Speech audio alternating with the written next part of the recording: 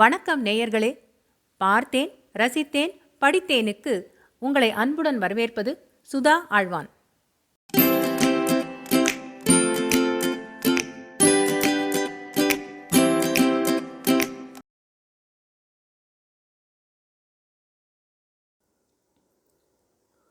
அமரர் கல்கியின் சாகித்ய அகாடமி விருது பெற்ற அலை ஓசை பாகம் 4 பிரளயம் அத்தியாயம் 10 எலெக்ஷன் சனியன்.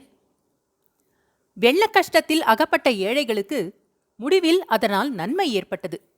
வயோதிகர்கள், குழந்தைகள், ஆண்கள், பெண்கள் அனைவருக்கும் 2 புது துணிகள் உடுத்திக்கொள்ள கிடைத்தன. சுத்தமான இடத்தில் சுத்தமான முறையில் கட்டிய புதிய குடிசைகள் கிடைத்தன. ஊருக்கு நடுவே ஒரு சிறு பிள்ளையார் கோவிலும் கட்டி கொடுக்கப்பட்டது. பிள்ளையார் கோவிலுக்கு முன்னால் பிரதி சனிக்கிழமை தோறும் பஜனை நடந்தது. இவ்வாறு வெள்ள கஷ்டத்துக்கு ஆளானவர்களின் பாடு கொண்டாட்டமாயிற்று. ஆனால் கஷ்ட நிவாரண வேலை செய்தவர்களின் பாடு திண்டாட்டமாயிற்று. செய்வதற்கு வேலை ஒன்றும் இல்லாமற் போகவே பட்டாபிராமன் மறுபடியும் மனச்சோர்வு அடைந்தான். சீதா சீமைக்கு சென்ற கணவனை பற்றியும் மதராஸில் உள்ள குழந்தையை பற்றியும் எண்ணி எண்ணி உருகினாள். வீட்டில் கலகலப்பு குறைந்தது. எல்லாருடைய முகமும் களை இழந்தது. ஒரு நாள் மாலை சில நண்பர்கள் பட்டாபிராமனை தேடிக்கொண்டு வந்தார்கள். அந்த ஊரில் நகரசபை தேர்தல் வருகிறதென்றும் அதற்கு பட்டாபிராமன் நிற்க வேண்டும் என்றும் அவர்கள் சொன்னார்கள். தேர்தலில் நின்று ஜெயித்தால் சேர்மன் பதவி கிடைப்பதற்கும் சான்ஸ் இருக்கிறது என்று ஆசை காட்டினார்கள். பட்டாபிராமனுக்கு இந்த யோசனை அவ்வளவாக பிடிக்கவில்லை. ஏற்கனவே ஒரு தடவை தன் தந்தை இன்னொருவருக்காக தேர்தலில் தலையிட்டதினால் நேர்ந்த விளைவுகள் அவனுக்கு எச்சரிக்கையாக இருந்தன. ஆனாலும் அடியோடு அவன் மறுத்துச் சொல்லவில்லை. சிறை சென்று வந்த தியாகியாகிய அவனை யாரும் எதிர்த்து நிற்க மாட்டார்கள் என்று நண்பர்கள் கூறினார்கள். அது மட்டுமல்லாமல் சமீபத்தில் ஏற்பட்ட வெள்ள விபத்தின் போது அவன் ஏழை ஜனங்களுக்கு செய்த சேவையை தேவப்பட்டணமே பார்த்து பிரமித்து போயிருப்பதாகவும், யாராவது அவனை எதிர்த்து நிற்க துணிந்தால் அத்தகைய எதிரிக்கு தேவப்பட்டணம் நல்ல பாடம் கற்பிக்கும் என்றும், பட்டாபிராமன் வெற்றியடைவது சர்வ நிச்சயம் என்றும் அந்த நண்பர்கள் சொன்னார்கள். அவர்களுக்கு பட்டாபிராமன் யோசித்துச் சொல்கிறேன் என்று பதிலளித்தான். அன்றிரவு சாப்பிடும்போது லலிதா யாராரோ வந்து என்னென்னமோ சொல்லிக் கொண்டிருந்தார்களே, என்ன சொல்லிக் கொண்டிருந்தார்கள் என்று கேட்டாள். முனிசிபல் எலெக்ஷனுக்கு நிற்கும்படி சொன்னார்கள். உன் அபிப்பிராயம் என்ன என்று பட்டாபிராமன் லலிதாவை கேட்டுவிட்டு சீதாவின் முகத்தை பார்த்தான். லலிதா, எலெக்ஷனும் வேணாம், ஒன்றும் வேண்டாம். ஊரில் இருப்பவர்களுக்கு வேறு வேலை இல்லையாக்கும், ஏமாந்தவர் என்று தேடி வந்தாங்களாக்கும் என்றாள். சட்டென்று அப்படி ஏன் சொல்கிறாய் லலிதா? வந்தவர்கள் எல்லாரும் உன் அகத்துக்காரரின் சிநேகிதர்கள் தானே. அவர்கள் வேண்டுமென்று கெடுதலான காரியத்தை சொல்லுவார்களா என்று சீதா கேட்டாள். உனக்கு இந்த ஊர் சமாச்சாரம் தெரியாத தங்கா. முன்னே ஒரு தடவை இவருடைய அப்பா யாரோ ஒருவருக்காக எலெக்ஷனில் வேலை செய்தார். அதனால் எங்களுக்கும் எதிர் வீட்டுக்காரர்களுக்கும் பேச்சுவார்த்தையே இல்லாமல் போயிற்று. பல வருஷம் கழித்து சூர்யா வந்து சண்டையை தீர்த்து வைத்தான். உனக்கு கூட நான் எழுதியிருந்தேனே என்றாள். அப்போது நடந்ததற்கும் இப்போது நடப்பதற்கும் எவ்வளவோ வித்தியாசம். இவருடைய அப்பா தேசத்துக்காக எதுவும் செய்யவில்லை. இவர் 2.5 வருஷம் சிறையில் இருந்து விட்டு வந்திருக்கிறார். இவர் எலெக்ஷனுக்கு நின்றால் யார் எதிர்த்து நிற்க முடியும்? எதிர்த்து நிற்கிறவர்கள் அதோகதி அடைய வேண்டியதுதான் என்று சீதா கூறினாள்.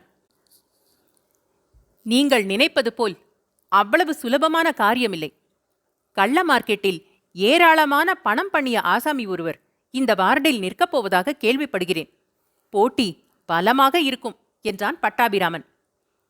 எவ்வளவு பலமாக இருந்தாலும் சரிதான். அதற்காக பயந்து விடுவதா என்ன? நீங்கள் மட்டும் தேர்தலுக்கு நின்றால் நான் வீடு வீடாக போய் ஓட்டு கேட்க தயார் என்றாள் சீதா. நீங்கள் அவ்வளவு ஊக்கமாக வேலை செய்வதாயிருந்தால் நானும் நிற்க தயார் என்று சொன்னான் பட்டாபிராமன். அப்படி உற்சாகமாக சொல்லுங்கள், நாளைக்கே வேலை ஆரம்பித்து விடலாம் என்றாள் சீதா.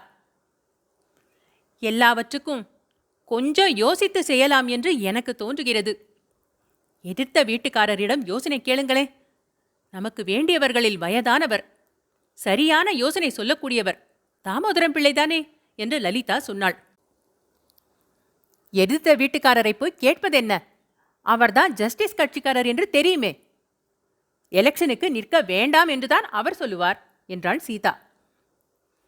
எலெக்ஷனுக்கு நின்றால் ரொம்ப பணம் செலவாகும்.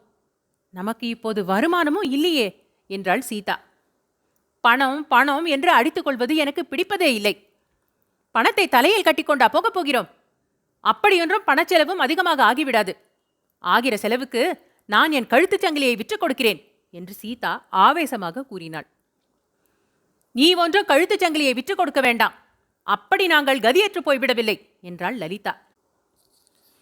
போதும் போதும், நிறுத்து இந்த உதவாக்கற பேச்ச என்று பட்டாபிராமன் கடுகடுப்புடன் லலிதாவை பார்த்து சொன்னான். யார் என்ன சொன்னாலும் நீங்கள் எலெக்ஷனுக்கு நிற்கிறது எனக்கு கொஞ்சம் கூட பிடித்தமில்லை என்றாள் லலிதா. உனக்கு நான் செய்கிற காரியம் எதுதான் பிடித்தமா இருந்தது? நான் 1942 சட்ட மறுப்பு செய்த போதும் நீ வேண்டாம் என்று தான் சொன்னாய். உன்னுடைய யோசனையை கேட்டால் உருப்பட்டார் போலத்தான் என்றான் பட்டாபிராமன். லலிதாவின் கண்களில் கண்ணீர் ததும்பிற்று. அதை காட்டிக்கொள்ள அவளுக்கு வெட்கமாயிருந்தது. வேறு பக்கம் திரும்பி கண்ணீரை துடைத்துக் கொண்டாள். சமையற்காரியோ அல்லது வேறு வேலைக்காரர்களோ இருக்கும்போது தன் கணவருடன் எந்த விஷயத்தை பற்றியும் வாக்குவாதம் தொடங்கக்கூடாது என்று அவள் மனம் சங்கல்பம் செய்து கொண்டது. வேலைக்காரர்கள் முன்னால் மட்டும் என்ன, சீதா இருக்கும்போது கூட எந்த விஷயத்தை பற்றியும் இனிமேல் விவாதம் செய்யக்கூடாதுதான். என்ன அவமானம், என்ன மானக்கேடு! மறுநாள் பட்டாபிராமன் எதிர் வீட்டுக்கு போய் தாமோதரம் பிள்ளையிடம் தான் எலெக்ஷனுக்கு நிற்க தீர்மானித்திருப்பதாகவும் அவருடைய ஆசீர்வாதம் வேண்டும் என்றும் தெரியப்படுத்தினான். என்னுடைய ஆசீர்வாதம் வேண்டிய மட்டும் தருகிறேன் தம்பி. ஆனா இந்த அருமையான யோசனை உனக்கு யார் சொன்னது என்று தாமோதரம் பிள்ளை கேட்டார். எல்லா சிநேகிதர்களும் ஒருமிக்க வந்து சொன்னார்கள். எனக்கும் அது சரி என்று தோன்றித்தான் நிற்கிறேன் என்றான் பட்டாபி. அதில் உள்ள லாப நஷ்டங்களை பற்றி யோசித்தாயா? பணச்செலவு ரொம்ப ஆகுமே. அதோடு வீண் விரோதங்கள் ஏற்படும். இப்போது உனக்கு ஊரில் ரொம்ப நல்ல பெயர் இருக்கிறது. அதை ஏன் கெடுத்துக்கொள்கிறாய் என்றார் தாமோதரம் பிள்ளை. நல்ல பெயர் எதற்காக கெடுகிறது? தேசத் தொண்டில் இறங்கிய பிறகு அதையெல்லாம் பார்த்தால் சரிப்படுமா? நான் சிறைக்கு போவதற்கே பயப்படவில்லையே, மற்றதற்கெல்லாம் பயப்பட்டு விடுவேனா என்றான் பட்டாபிராமன். சிறைக்கு போவது வேறு விஷயம் தம்பி. அதனால் யாருக்கும் கஷ்டமோ நஷ்டமோ இல்லை. ஆனால் எலெக்ஷன் விஷயம் அப்படியல்ல. பல பேருடைய துவேஷத்துக்கு ஆளாகும்படி நேரிடும். எது எப்படியானாலும் நான் தேர்தலுக்கு நிற்பது என்று தீர்மானித்து சிநேகிதர்களிடம் சொல்லியும் விட்டேன். இனி பின்வாங்குவதற்கில்லை என்றான் பட்டாபிராமன். அப்படியானால் சரி, உனக்கு வெற்றி கிடைக்கக்கூடும். அதற்கு என்னாலான உதவியும் செய்கிறேன். உன் தகப்பனாரையும் சூர்யாவையும் உத்தேசித்து உனக்கு நான் உதவி செய்யத்தான் வேண்டும். ஆனா ஒரு விஷயம் தம்பி, அந்த புதுடில்லி பெண் சீதா எப்போது ஊருக்கு போகப் போகிறாள்? சீக்கிரத்தில் அவளை அனுப்பிவிடுவது நல்லது என்றார் தாமோதரம் பிள்ளை. இதென்ன திடீரென்று இப்படி சொல்கிறீர்கள்? சீதாவை பற்றி நீங்கள் அடிக்கடி புகழ்ந்து பாராட்டுவது வழக்கமாயிற்றே. நல்ல காரியம் செய்து கொண்டிருந்த வரையில் புகழ்ந்து பாராட்டினேன். இந்த காரியத்தில் உன்னை தூண்டிவிட்டிருப்பது நல்ல காரியம் என்று எனக்கு தோன்றவில்லை. பிள்ளைவாள், சீதாவுக்கும் என்னுடைய தீர்மானத்துக்கும் யாதொரு சம்பந்தமும் இல்லை. அவள் என்னை தூண்டிவிடவும் இல்லை. எனக்கு சுயபுத்தி இல்லையா என்ன என்றான் பட்டாபிராமன். நகர சபை தேர்தலுக்கு நிற்பதாக பட்டாபிராமன் தெரிவித்த நாளில் இருந்து அந்த வீட்டில் வருவோர் போவோரின் கூட்டமும் கூச்சலும் அதிகமாயின.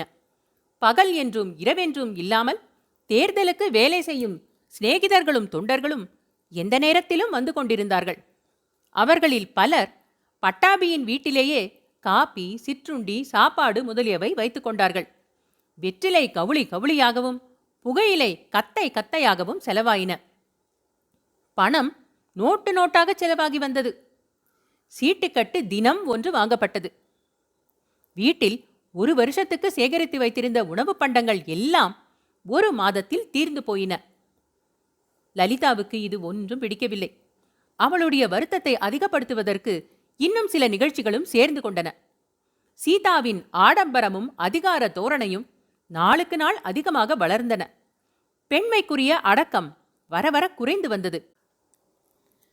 தேர்தல் வேலைக்கு என்று வருகிற புருஷர்களோடு சரிசமமாக உட்கார்ந்து கொண்டு இறைந்து பேசுவதும் வாதாடுவதும் ஹ ஹ ஹா என்று கைதட்டி சிரிப்பதும் வழக்கமாகிக் கொண்டு வந்தன. சீதாவின் நல்ல குணங்களைப் பற்றி ஏற்கனவே ரொம்பவும் புகழ்ந்து பேசிய அக்கம் பக்கத்து வீட்டுக்காரர்கள் இப்போது அவளை பற்றி குறைவாக பேசத் தொடங்கினார்கள். பட்டாபிராமனை பற்றியும் ஒரு மாதிரி எகத்தாளமாக பேச ஆரம்பித்தார்கள். இந்த பேச்சு லலிதாவின் காதுக்கு எட்டி அவளுக்கு மிக்க மனவேதனையை உண்டு பண்ணி வந்தது. ஒரு நாள் வாசல் பக்கத்து காமிரா உள்ளில் பட்டாபிராமனும் அவனுடைய எலெக்ஷன் தோழர்களும் சீதாவும் உட்கார்ந்து அட்டகாசமாக பேசி சத்தம் போட்டு சிரித்துக் கொண்டிருந்தார்கள். இதை எல்லாம் கேட்டுக்கொண்டிருந்த லலிதாவின் மனத்தில் ஆத்திரம் பொங்கிக் கொண்டிருந்தது. வந்திருந்தவர்கள் எப்போது போய் தொலைவார்கள் என்று காத்திருந்தாள். அவர்கள் போனதும் சீதாவும் உள்ளே வந்து மச்சுப்படி ஏறி தனது அறைக்கு சென்றாள். பிறகு பட்டாபிராமன் வந்தான். லலிதாவை பார்த்து, சமையல் ஆகிவிட்டதா? சீக்கிரம் கிளம்ப வேணும் என்றான். நன்றாக சீக்கிரம் கிளம்பினீர்கள். சீக்கிரம் கிளம்பி எந்த கோட்டை கட்டப்போகிறீர்களோ தெரியவில்லை. இந்த எலெக்ஷன் சனிய உங்களை நன்றாக பிடித்துக்கொண்டு ஆட்டுகிறது என்றாள் லலிதா. என்ன உளறுகிறாய்? வாயை மூடு, ஷட் அப் என்று பட்டாபிராமன் உரத்து கத்தினான். நான் ஒன்றும் உளரவில்லை, உள்ளதைத்தான் சொல்லுகிறேன். எலெக்ஷன் சனியன் மட்டுமா? சீதா சனியனும் உங்களை பிடித்துக் கொண்டிருக்கிறது என்று லலிதா ஆத்திரமாக சொன்னாள். பட்டாபிராமன் ரௌத்ராகாரம் அடைந்தான். அவனுடைய முகம் விகாரப்பட்டது. என்ன சொன்னாய்? ஜாக்கிரதை, வாயை திறந்தாயோ கொன்று விடுவேன் என்று பதறிக்கொண்டே சொன்னான். ஆமா, அப்படியே கொன்று விடுங்கள். உங்கள் மகாத்மா காந்தி அதைத்தானே சொல்லிக் கொடுத்திருக்கிறார். பட்டாபியின் பதட்டம் கொஞ்சம் அடங்கியது. தக்க பதில் சொல்வதற்கு சிறிது யோசித்தான். அதற்குள் லலிதா, இந்த மிரட்டல் எல்லாம் வேண்டாம், நான் சொல்லுகிறதை கொஞ்சம் கேளுங்கள். இந்த எலெக்ஷன் சங்கடத்தை விட்டு தொலையுங்கள். அதை விட்டு தொலைக்க முடியாவிட்டால் சீதாவையாவது இந்த வேலைக்கு கூப்பிட வேண்டாம். ஊர் சிரிக்கிறது, என் மானம் போகிறது என்றாள். மானம் போகட்டும், தாராளமாக போகட்டும். நானும் எலெக்ஷனை விடுவதாகவும் உத்தேசம் இல்லை. சீதாவுக்கு தடை உத்தரவு போடப்போவதும் இல்லை. இதிலெல்லாம் நீ தலையிட வேண்டாம், உன் வேலையை பார் என்றான் பட்டாபிராமன். நான் தலையிடாமல் வேறு யார் தலையிடுவது? நீங்கள் இவ்விதம் சொன்னால் சீதாவை நான் ஊருக்கு போகச் சொல்லிவிடுகிறேன் என்றாள் லலிதா. சீதாவை ஊருக்கு போகச் சொல்ல நீ யார்? உனக்கு என்ன அதிகாரம் என்று பட்டாபிராமன் கர்ஜித்தான். பின்னே யாருக்கு அதிகாரம்? என்னுடைய அத்தங்கா சீதாவை நான் அழைத்து கொண்டு வந்தேன், நான் போகச் சொல்கிறேன். சீதா இந்த வீட்டிலிருந்து போக மாட்டாள். யாராவது போகிறதா இருந்தால் நீதான் போக வேண்டும். என்னுடைய வீட்டிலே இருந்து நான் ஏன் போகிறேன்? எங்கிருந்தோ வந்த நாயை வீட்டிலே வைத்துவிட்டு. பட்டாபிராமனுக்கு மறுபடியும் ரௌத்ராகாரம் வந்துவிட்டது. என்னடி சொன்னாய்? யாரடி நாய் என்று கேட்டுக்கொண்டே அவன் லலிதா அருகில் வந்தான். இதோ இந்த நிமிஷமே உன்னை இந்த வீட்டை விட்டு துரத்திவிட்டு மறுகாரியம் பார்க்கிறேன், திமிரு பிடித்த கழுதை என்று சொல்லிக்கொண்டே லலிதாவின் கழுத்தில் கையை போட்டு வெளிவாசற்படியை நோக்கி தள்ளத் தொடங்கினான். லலிதா ஐயோ ஐயோ என்று அலறினாள். அதை கேட்டுவிட்டு வந்தவனைப் போல் சூர்யா அச்சமயம் உள்ளே நுழைந்தான். சூர்யா உள்ளே வந்ததை பார்த்துவிட்டு பட்டாபிராமனும் லலிதாவும் பிரமித்து போய் நின்றார்கள். மேல்மச்சுப்படியில் நின்று கொண்டு சீதா இந்த நாடகத்தை எல்லாம் பார்த்து கொண்டிருந்தாள். அவளுடைய உள்ளத்தின் கொந்தளிப்பை முகத்தோற்றம் காட்டியது. அத்தியாயம் 10 எலெக்ஷன் சனியன் நிறைவுற்றது. அன்பான நேயர்களே, இது போன்ற மேலும் சுவையான கதைகள் மற்றும் கட்டுரைகள் கேட்க பார்த்தேன், ரசித்தேன், படித்தேன் எங்கள் சேனலுக்கு சப்ஸ்கிரைப் செய்யுங்கள். பொன்னியின் செல்வன், சிவகாமியின் சபதம், பார்த்திபன் கனவு போன்றவை பிளேலிஸ்டுகளாக வரிசைப்படுத்தப்பட்டிருக்கின்றன. ஏனைய பிற கதைகளையும் நீங்கள் கேட்டு மகிழலாம். தமிழ் கதைகள் கேட்க ஆர்வம் உள்ள உங்கள் குடும்பத்தார் மற்றும் நண்பர்களிடம் பகிருங்கள். மிக்க நன்றி.